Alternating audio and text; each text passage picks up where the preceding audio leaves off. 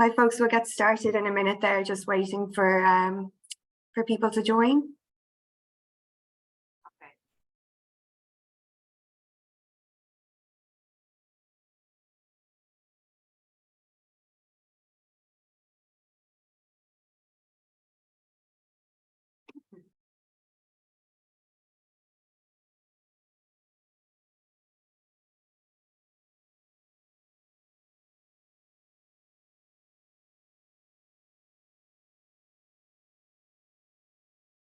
Okay, I'm going to get started, and people can keep joining as we go along. So yeah, welcome to the first in our 2023 series of emerging trends in digital engineering in Engineers Ireland. Today's first event, we are focusing on agriculture and food, and some of the technologies that are being used within the industry. We're joined by AgTech UCD with the director, Niamh Collins, who has kindly introduced me to 3 fantastic startups on their accelerator program from 2022, who are each going to discuss the different products, services or businesses where they've adopted digitalization. So I won't spend too long introducing myself. My name is Niamh Wafer. I'm the Sector CPD Executive in Engineers Ireland. I organised this series of events last year. I'm very excited to organise the series of events this year again. The event itself is going to be recorded and shared with the attendees following today. And there will be plenty of time at the end, hopefully, for Q&A. So I just ask any attendees to use the Q&A function in the bottom toolbar, and we can answer the questions at the end. And lastly, just to note that our agriculture and food sector will be reforming this year. So if you're joining us today and agriculture and food is an interest of yours and you'd like to become a committee member, following the event, when I email you to share the recording, I will be sharing an option for you to share your interest in joining that, and we'll be in contact with you shortly after. So apart from that, I'm just going to hand over to Niamh Collins, who, as I said, thankfully has offered to moderate today's presentations. So I hope you enjoy. Okay, thank you, Niamh, and thank you for having us all today. So I'm just going to share a couple of slides. Can everybody see that? I'm going to assume yes. So what I'm going to do is I'm going to give an overview on who AgTech UCD is and a little bit about our accelerator program, which leads nicely into an introduction into today's guests who all participated on the accelerator program. So AgTech UCD exists to promote and accelerate startups and SMEs in Ireland and beyond. AgTech UCD has been in operation since early 2021, and it's part of Nova UCD, who are the enterprise and commercialization part of UCD in Belfield. They provide incubation space and programs and supports for startups and offer lab spaces, meeting rooms, and access to UCD research. Nova have also helped over 500 tech and digital startup businesses to grow and scale over the past 20 years in various sectors, including the agri sector. And in 2023, they are about to launch their new artificial intelligence program for startups. AgTech UCD was established to be the Nova UCD for agri-food and the veterinary sector, supporting startups and helping them to grow and scale as well.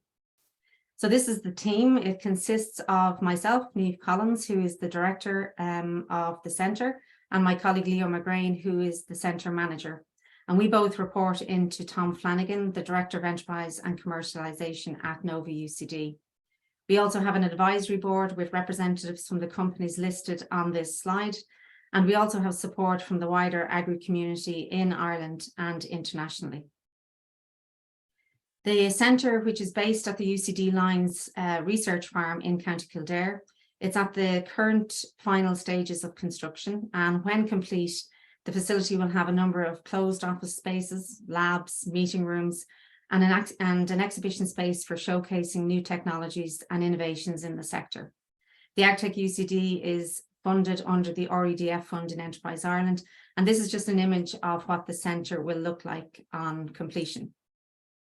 What makes AgTech UCD unique is when construction is complete, we will be the only on-farm workspace hub in the country, supporting startups and SMEs in the wider agri sector.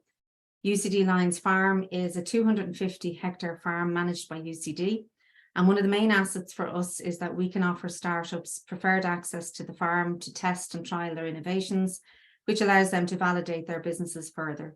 And in this image, it just shows you where the AgTech building will be positioned on the farm. Some of the initiatives run by AgTech UCD include mentoring, ideation and innovation challenge events and programs. And our flagship program is our Accelerator program. The focus of the program is to build the company's startup founders' business, technical and leadership skills through weekly workshops that the founders attend over a 12-week period. There's also a strong focus on mentoring during the program, and we bring in external CEOs and founders of national and international AgTech companies to share their entrepreneurial journey. The program ends with an investor-ready pitch to a pitch of investors. And this is our year one program in 2021. We had 8 startups, and you can see from the logos and the counties where the companies were based. We also had 1 international company from Tunisia. This program, we had Nick, our first speaker from Qatar Agritech, who participated, and he won the AIB and Yield Lab AgTech Startup 2022 award and cash prize at the Investor Pitch Day. You'll hear Nick speak in a few moments. Then on to year 2, we had 12 companies participate, and again, spread out widely around the country, and 1 or 2 from international countries. Fiona from MyGug and Cormac from Dairy Robotics, our other 2 speakers today, participated in this program. And Fiona won the AIB and Yield Lab AgTech Startup for 2023. She won the award and the cash prize. This year is our 3rd year to run the program, with applications opening in June and the program starting in September.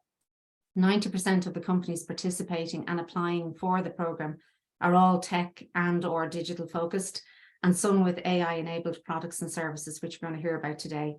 And all of the companies all have an aim of making the sector more productive and more efficient. Let me move on. So this leads me nicely to introduce you to the 3 companies disrupting the agri sector. They are today's guest speakers. We firstly have Nick Cotter, CEO of Cotter Agritech, based in Limerick. Following Nick, we will have Fiona Kelleher, Chief Operations Officer of MyGug, based in Cork. And then Kildare's finest, Cormac McHugh, founder of Dairy Robotics. And first up to speak, we have Nick Cotter. So it's over to you, Nick.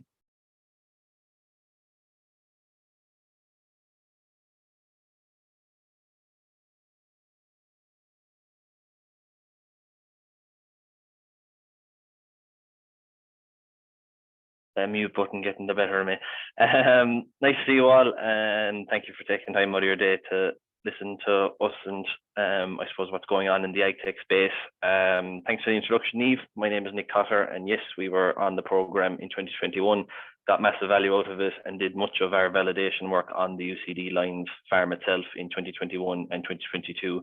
And you can underestimate the value, and I'll talk very much about that today, in terms of no matter how smart the engineering can be, when you're putting a piece of technology into the hands of a farmer who no doubt is on average 50 plus in terms of age, a little bit short of time, a little bit short of patience, and no doubt a little bit short of help.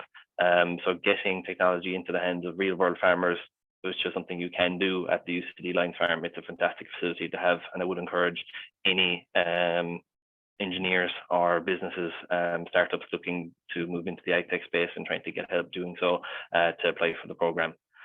So I suppose briefly, just to give an overview of why in God's name farmers are using AgTech and why it came about. I suppose regulation is what drove it at its initial phase. Farmers across Europe get paid basic payments from the European Common Agricultural Policy, and governments all across Europe need means of verifying that people are actually farming and doing what they're saying they're doing. So I mean, 20 years ago, we've had digital mapping going on. The technology has gotten so far now that the Department of Agriculture are using very advanced satellites, and they can actually count the number of sheep. They can see the type of crop that you have on your farm through satellite imagery to have a 100% verification of the payments.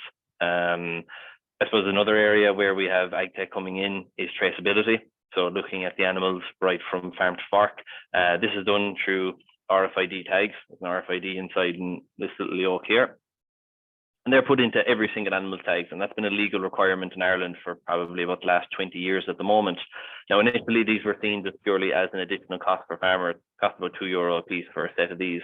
And then we realized that we could actually use these for efficiency purposes, where basically we can look and we can weigh the animals. We can see this animal here, number 909. We can see how she was performing in June, July, August, September throughout the year. And we can pick out our best performers and our worst performers.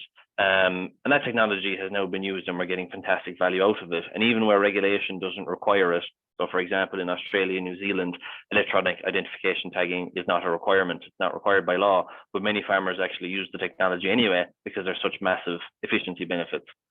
And I suppose the last area is purely in terms of social license. I mean, the vast majority of farming incomes come from the Common Agricultural Policy, but we need social license in order for that to continue.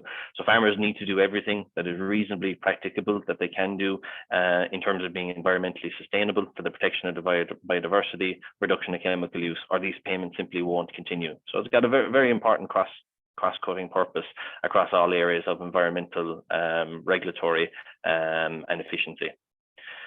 So what problem are we solving here at Cotter Agritech? So we deal with internal parasites, which are worms that are inside in the sheep and cows that they pick up when they are grazing on pasture. And this is a ubiquitous problem. Every pasture in the world has worms on it. They're a massive cause of production loss. They cost the European livestock sector about 1.8 billion, and it's about 10 billion annually across the world. Now, we have a big problem with the parasites because we use drugs called wormers to control them, and we've done that very successfully for the last 40 or 50 years. But a bit like antibiotics in humans, resistance is beginning to develop and the drugs aren't working anymore. So what we do is we move from what farmers currently do, which is pretty much treating all of their animals on a monthly basis, to instead using advanced algorithms delivered through a piece of software that you have on your phone, that determines which animals would actually benefit from treatment and which animals wouldn't. This all comes from a very basic scientific principle that parasites are distributed according to the Pareto principle, which says that 80% of the worms are in only about 20% of the animals. So at any given time, there's a very high proportion who actually don't need treatment at all. So within our algorithm, we factor in things like the animal's weight gain, we factor in local weather conditions, temperature, pasture availability, and pasture quality to be able to determine whether the animal needs the treatment or not. Now, what happens is that each animal at a handling session that's done monthly anyway, they have their own target, and if they're not meeting it, then we need to treat them. So it looks like this. The animal is EID and weight recorded. So we scan the animal's tag to figure out, are we dealing with animal number 909, 910? And then we also record their weight. So you'll see here, this is just a digital weigh head that just gives us the animal's weight.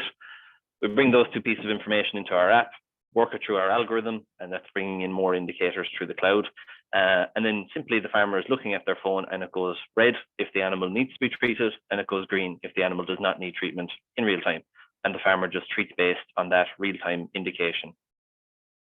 So in terms of trials and how this all the benefits really to a farmer, as I mentioned, we did trials in the UCD Lines farm. We also did it with Queens and Belfast and with a range of commercial farmers across Ireland and the UK. What we were comparing is we had a group of animals being treated on a monthly basis, which is what's been done for the last 40 or 50 years.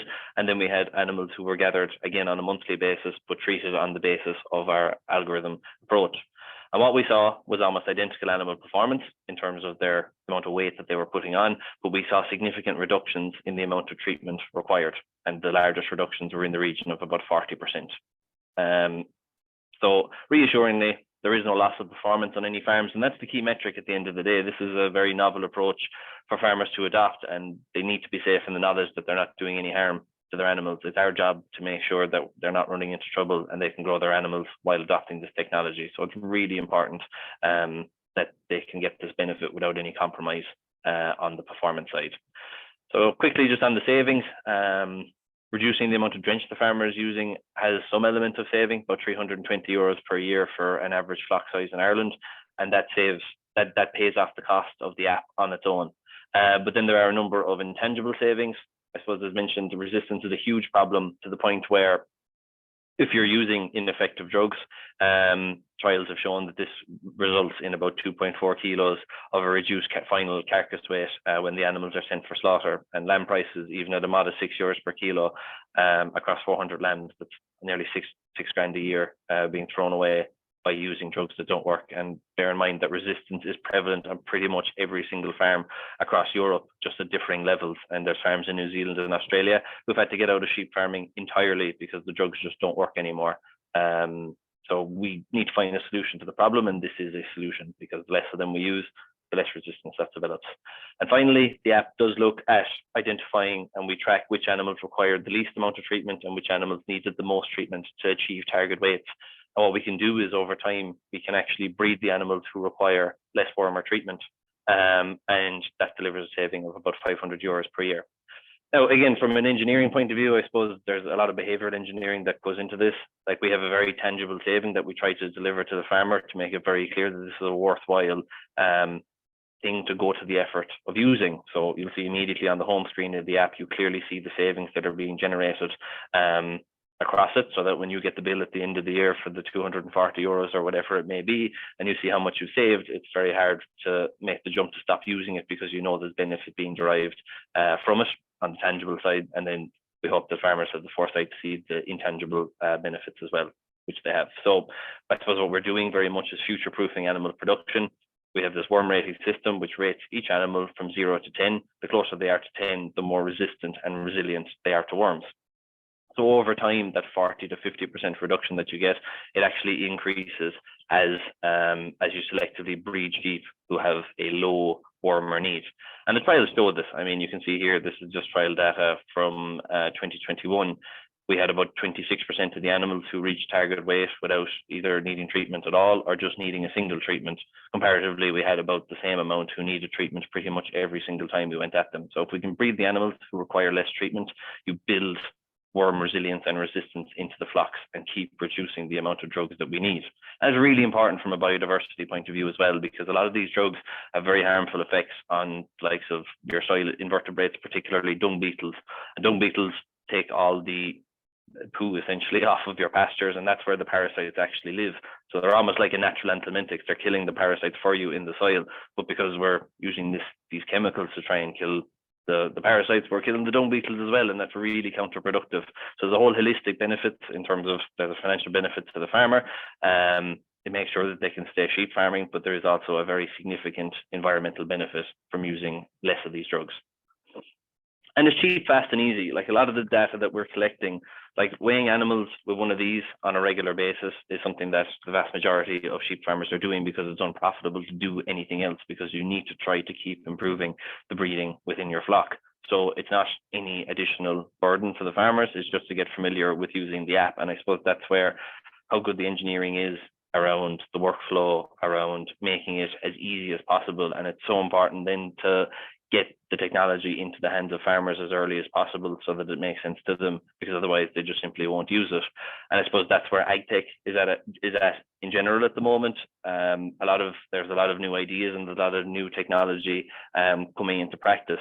I mean, farmers are resistant to a certain extent of using elements of technology purely because they've been coddled before with kind of schemes that were supposed to work in magic soil. So they are a skeptical bunch, but if you can deliver a technology that will work for them and is delivering results, they're more than happy to use it if it makes sense to do it. But I suppose AgTech at the moment is in that kind of initial maturity stage where we're trying to get to a point where a lot of the problems are ironed out with the various different pieces of technology, and they're becoming more and more commonplace, where, as I mentioned, the likes of recording weights on a regular basis, getting more value out of the RFID tags, that's coming into place much more. So that's me. As I said, in summary, the technology that we're delivering, it's significantly reducing the wormer use to ensure that these drugs stay working, because we simply can't have livestock farming without these drugs. It saves farmers money without any loss of productivity, so it's a win-win. There's my own contact details there if you have any further questions, and if there's any questions in the Q&A, more than happy to address them as well. And I'll hand over to the next speaker. Thank you very much for listening, and hope you found that interesting.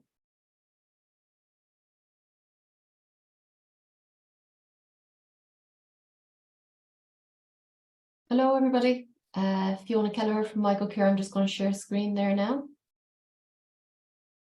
There.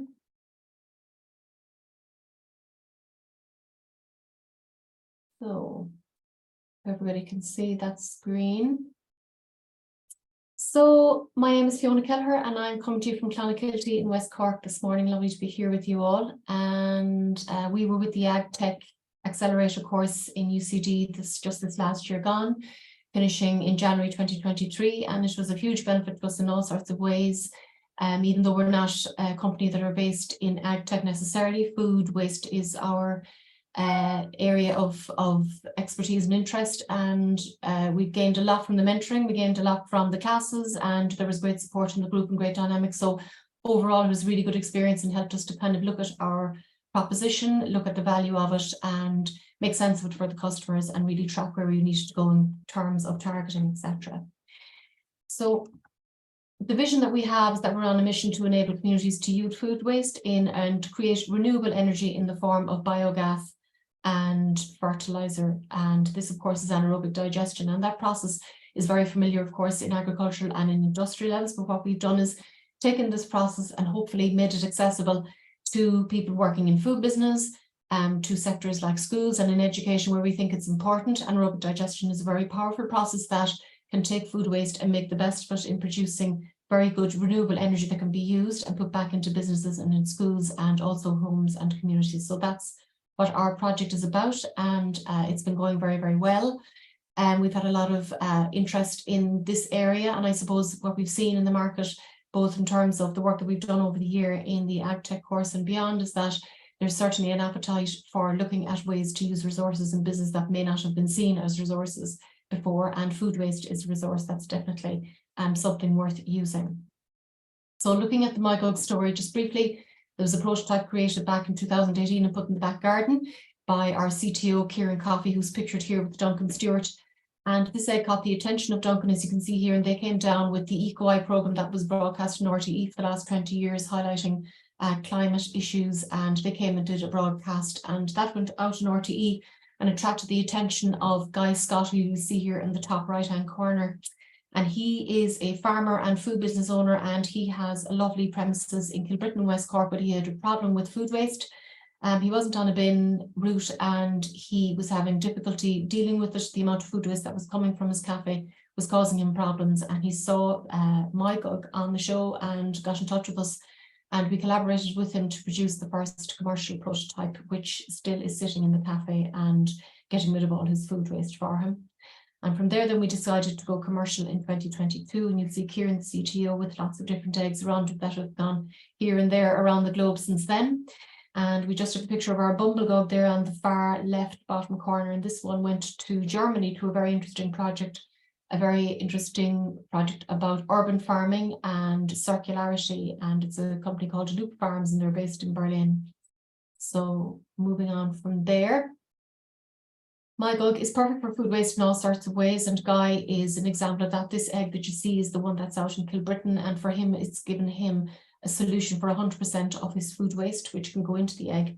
And it's also provided him with biofertilizer for his polytunnel and walled gardens. And this food then, of course, goes back into food service in his business. So he's creating circularity right there, and in the best possible way, in that he's not doing any damage in terms of getting rid of food waste in a way that isn't going to be suitable and positive for the climate. And he's also gaining economically by eliminating any bills that he'd have associated with food waste, and the energy produced, of course, is going back into his business. So this is another picture from his polytunnel. He's got the spuds there on the ground, and you'll see lots of happy growing going on there using biofertilizer. So I suppose the problem that we're addressing is food waste, and I mean, it's very topical at the moment, both, I mean, in everything in terms of the media and everywhere. We're looking at food waste and food security, which is also threatened by our, I suppose, dependence on outside sources and overseas for our food. And I suppose we're looking at that thinking there's a better way to go. You can see here on the right-hand side where some food waste still ends up in landfill. And that methane gas, of course, that's produced is causing great problems in terms of our climate health. And also, of course, you have the huge loss economically of all the food waste that could be used as a resource in business. And of course, anywhere where people gather to eat food, in groups, canteens, hospitals, wherever. So this is a diagram just showing you the amount of food waste that is lost in the EU and the amount of loss in terms of the economics. And you'll see there that households were accounting for 53% of that, which is an enormous amount. And we think that there's a lot of potential for households to use anaerobic digestion. So they're firmly in our sights for the future in looking at that. But at the moment, we're very much focused on the commercial sector, looking at food business and the education sector for MyGug. So food waste can be dealt with in a number of ways, as we know, and we're not there to be in competition with other solutions. There's lots of solutions, and whatever solution is suitable for whatever group I think is important to embrace. And you look at the funnel here on the right-hand side, prevention really is key, and that's the very start where we should all begin with reducing food waste in the first instance and avoid generating it in the first place. And there's loads of really good projects happening at the moment, both globally and in Ireland, where people are being fed by redistributing surplus food, and more of that should be happening on a global basis, because so much food that's wasted is actually really good food that could be reused in lots of ways creatively. And there's loads of really interesting, really good projects happening that we can see happening on a global scale, but also in Ireland. It's great to see lots of that happening and great energy being put into being creative with food that would otherwise be thrown out. Livestock is the obvious answer as well for food that's accessible but is not used for human consumption. And then here in the funnel, anaerobic digestion is here to be a really good way to use your food to produce both the biogas for energy for cooking and also for biofertilizer. Composting is also a really important way, and you'll see lots of people doing that in their gardens, garden centres. It's being featured big on loads of stuff on media as well, and television. We're being educated about composting, and it's a really, really good way of disposing of your food. Anaerobic digestion, though, is a very powerful way, I suppose, to use the food waste. We feel it's a really good way to both get the energy for cooking and for fertilizer. So you get two sources out of the food waste with this particular process. So here's a picture of MyGug. You'll see how it works. This is the system here, and this is a picture of our Mini, which is the smallest of our commercial units. You'll see the cabinet on the right-hand side there. And the food goes into the sink, and then it's macerated and goes down into a balance tank, which is held within the cabinet there. And from there, then it's through an automated system, it's pumped into the egg digester at regular intervals, and that egg digester is at 37 degrees centigrade. So therefore, you'll get a good temperature and a solid and very reliable process there. And the biogas is pumped then from the egg to the premises using a biogas cooker that's provided with the system. And there's also a biogas bag, which is an inflatable bag, which deflates obviously as the gas comes out and inflates as the gas is created. And then there is a hose connector for the biofertilizer. There's an overflow there, so you can connect and access biofertilizer as needed. So the product, you can see the benefits of the product here, where the food waste goes in and the digestate and the biogas comes out. In terms of the electronics and the digitization of the product, we have a dashboard created which is accessible by our customers and ourselves. And this is really useful because anaerobic digestion can be a very sensitive process. So we need the temperatures to be right, we need the conditions to be right, we don't want the system to be overloaded, we don't want to have any problems. And the dashboard is crucial there because it allows us to monitor remotely the system for our customers to ensure that all of the parameters are right and that the dosing is right, that the balance tank isn't too full, that the gas bag is okay, that all of the and customers can access this for themselves. So this has been really important for us because it's very hard to know how your system is doing unless you're able to see your parameters, and this is the most convenient way for our customers, and it's allowed us to really be efficient in terms of any monitoring or troubleshooting that we need for our customers. So here's a look at the dashboard then, and you'll see things like the temperature history, when the pumps are coming on and off for dosing and for mixing and so on. There's a balance tank level history there, so you'll see the tank going up, the level going up when people put food waste into the tank, and then it going down in increments as it's being fed into the egg itself. And then the methane history as well in terms of production as it is being created using the digester. So people often ask us if biogas is safe to use, and the digesters are CE certified. We've had HACCP studies done as well as part of installations, both here and overseas. We have a product guarantee. The bags are really durable and they're safe, but I suppose common sense should prevail as well. You won't put it in the way of a windstorm or it'll blow away quite clearly. So it's just to make sure that it's put in a place that's clear of any other objects, that it's fenced in and that it's secured and that it won't be in the way of anything that might damage it or in the way of weather that might send it off up into the clouds. So here's an example of our biggest model. This is the Mygug Maxi, and this is in Portugal, in Alcanena. And just to give you a sense of what this will do, it'll take 18 kilograms of cooked and raw food waste per day. It produces 36 litres of bioavailable liquid fertilizer for use, and then up to 6 hours of biogas cooking on a supplied 3 kilowatt biogas cooker. So the storage bag is there, as you can see, and they've got it nicely placed here, so there's not a chance of it escaping and going anywhere. In terms of the sustainable credibility, I suppose it's really good to be using your food in this way because you'll get the optimum use from it and it turns into a resource. Not only that, of course, you won't have the problem of transport emissions, taking it off site or storage. All of those issues are eliminated with the system. Here's the Bumblegug that I showed you earlier. This is in Loop Farm in Berlin, and this is a smaller unit. This is a manual unit. You'll see the pump there on the front. So this one isn't automated, it's one of our test units, and it's a really, really good one to get used to the notion of dosing and mixing, which is something that's very important, obviously, with anaerobic digestion.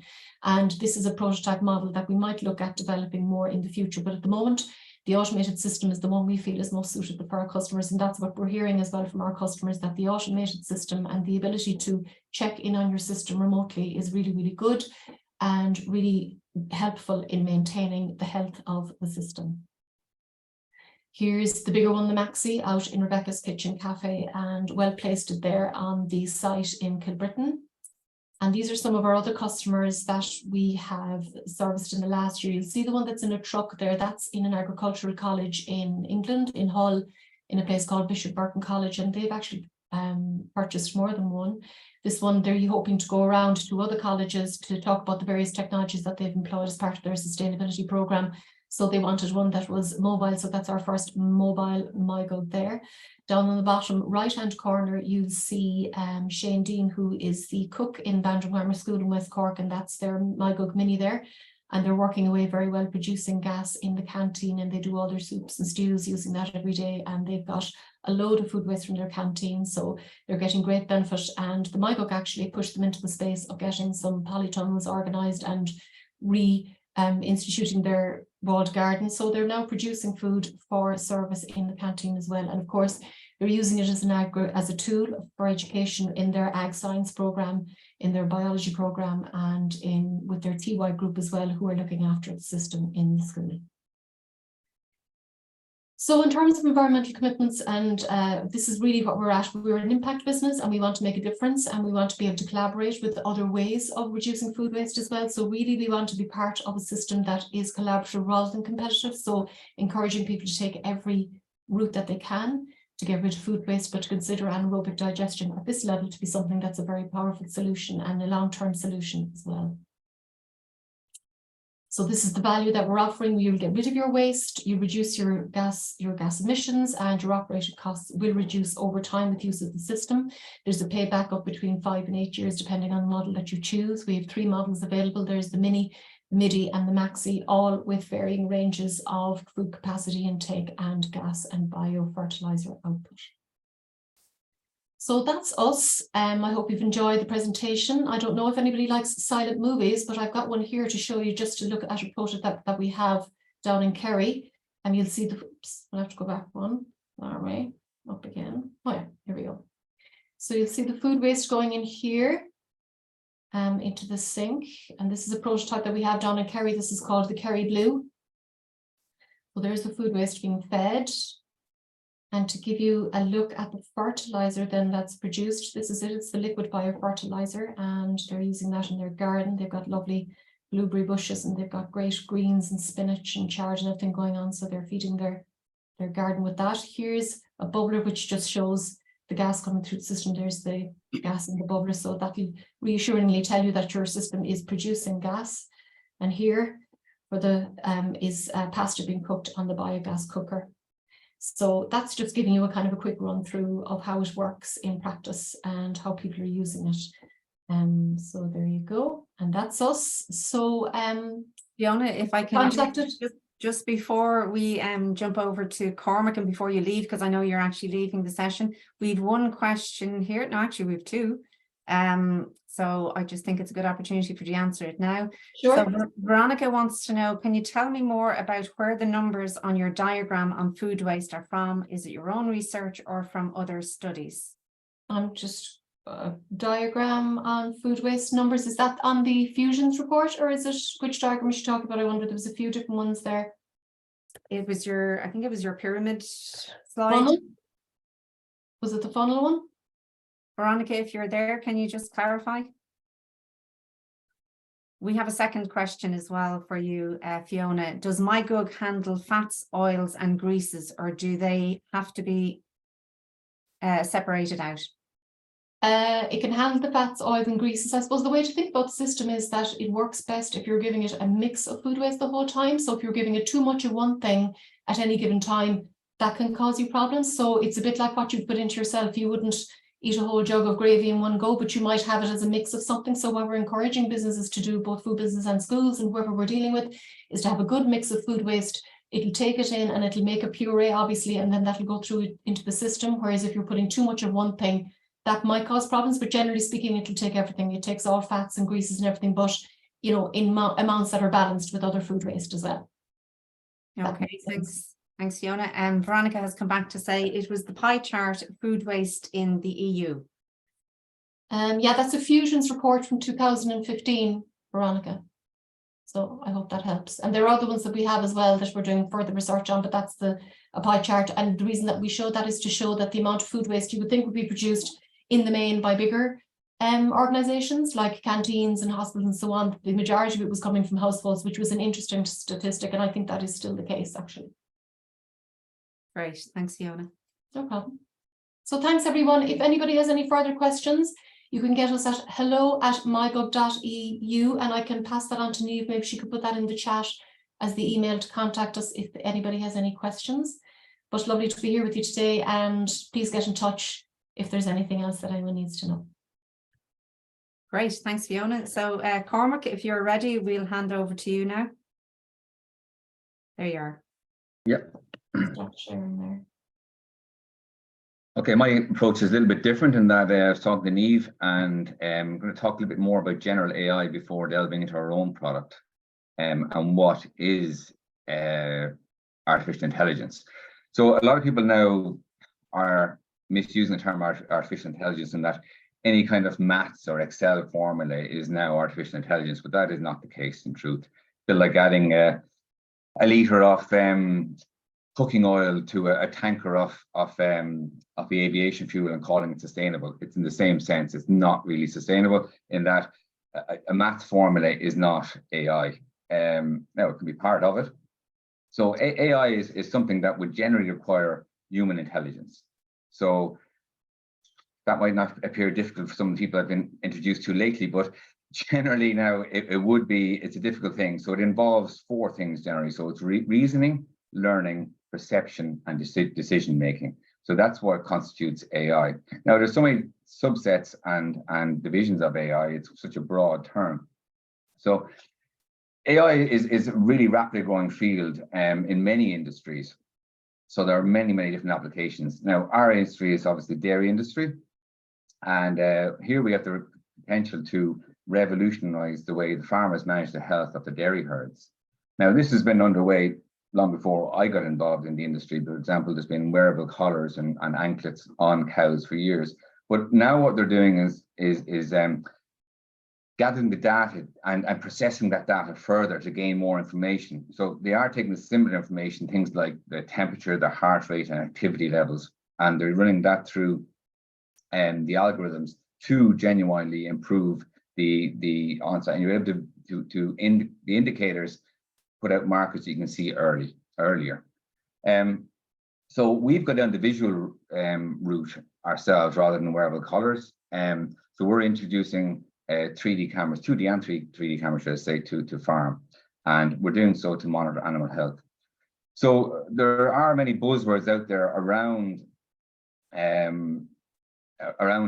So you had obviously the green ethos before was all sustainability and the word green as well. That's all moving on constantly. In AI, there are many subsets. So within the subsets of AI, you're looking at like deep learning. So that's where you gather large amount of information and you train a model. You have computer vision. So these are all the ones we're involved in, 2D and 3D computer vision.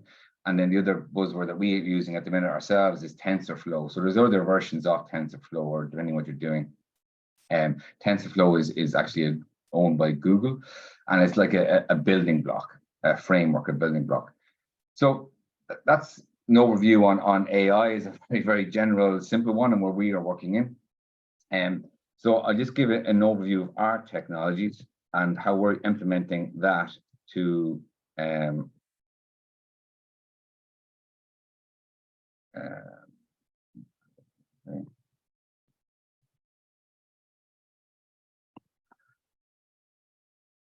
so our company has a product in the health sector. So what there's an international scoring system, recognized international scoring system for both body condition and mobility. So the mobility score is basically the gait or the locomotion of the animal, and the body condition is just that. It's looking at the amount of fat the animal has and reserves of fat it has. So these are internationally recognized scores, and we are just basically we've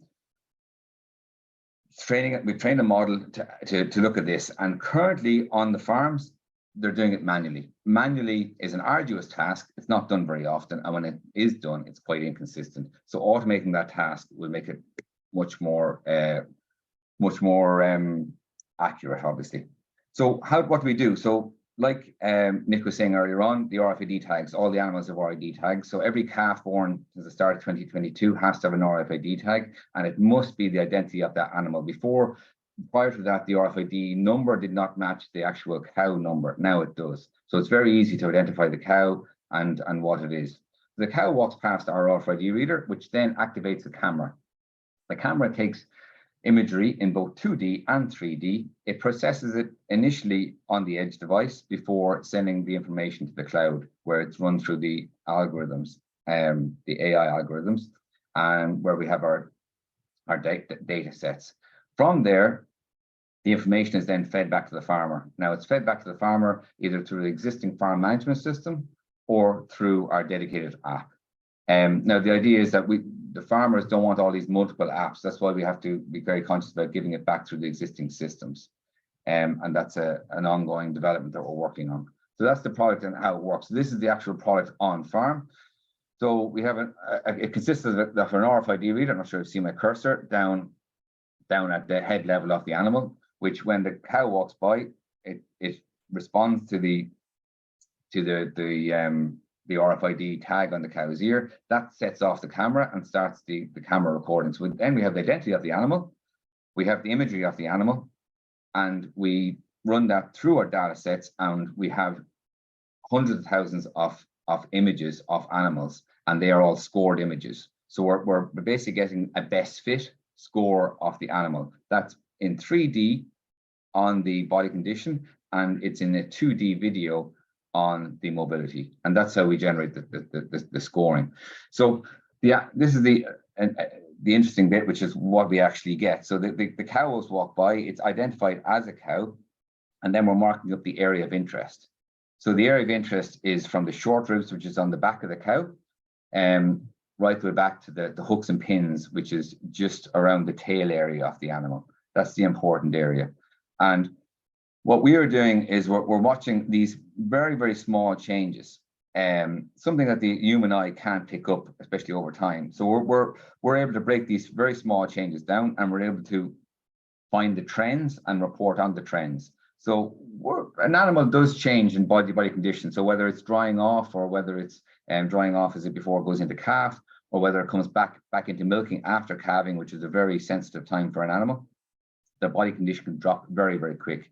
And so we're not just looking at the condition of the animal, we're looking at the change of condition over a period of time. And that's a very, very important marker. Same with the mobility scoring. We want the mobility to be picked up at an early stage. We don't want to develop a problem. We want to catch it before it becomes a problem. And that's how we can develop and bring herd health further. There's no point in catching it after it's already the issue. So these are actually 3D point clouds. So it doesn't look like much to the human eye, but the actual computer software is what you can see, and it recognizes it very, very well, very accurately. And we're training, as I say, we're training the model.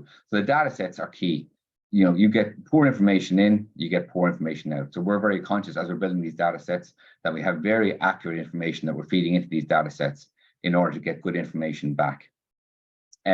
So that's the last of the images. So we are deployed on farm, and it's a new technology. There's a race to the market at the minute. We're involved in that race. There's a couple of competitors trying to get out there. We think we're beating them in the tech. So we're coming up with something that's a plug and play solution. So we have an RFID reader, a camera, and a router. So when it lands on the farmer can install it themselves within an hour, and it can be up and running almost instantly. Now, others have gone on a different avenue where they're integrating with existing systems, and it's a much more arduous task. So we're really going after the mass market. Our product is priced very attractively, and with a subscription model, payback is very, very easy over a very short period.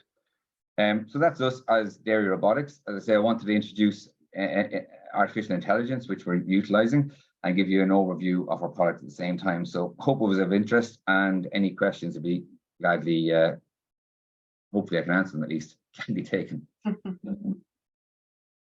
I'm sure you can. So 3 excellent presentations from 3 great companies. Thank you to Nick, Fiona and Cormac for your presentations there just now.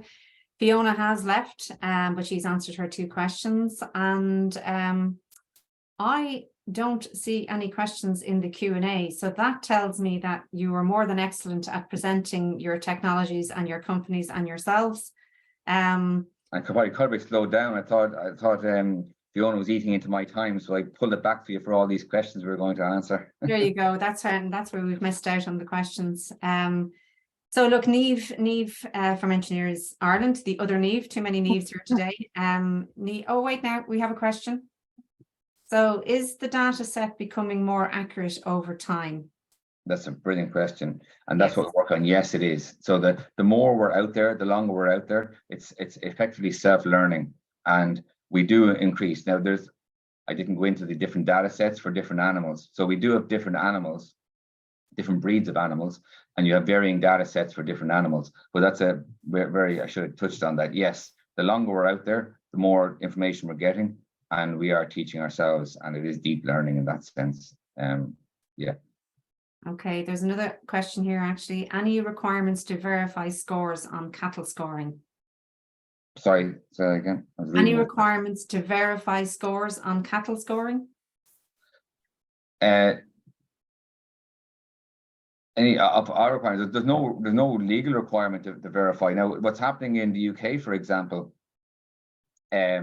is that they're looking at if you decrease your rate of lameness by 10%, they will give you £50 per animal, and that's what's looking to be introduced in the UK. So they're focusing on animal health.